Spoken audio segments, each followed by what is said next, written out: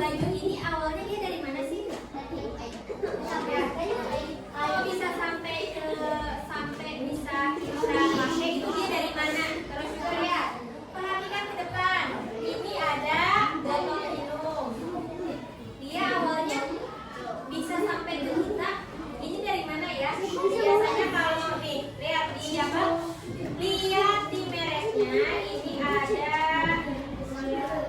nih Kabupaten Sukabumi, Jawa Barat, Indonesia. Nah biasanya banyak ya. Ini bisa jadi pabriknya ada yang tahu dari mana? Enggak ya.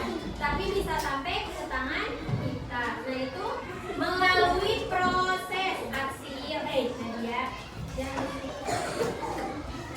Melalui proses ekonomi. Contohnya baju, ya baju yang sekarang dipakai itu, dia awal asalnya dari mana? Sebelum jadi baju dia apa dulu?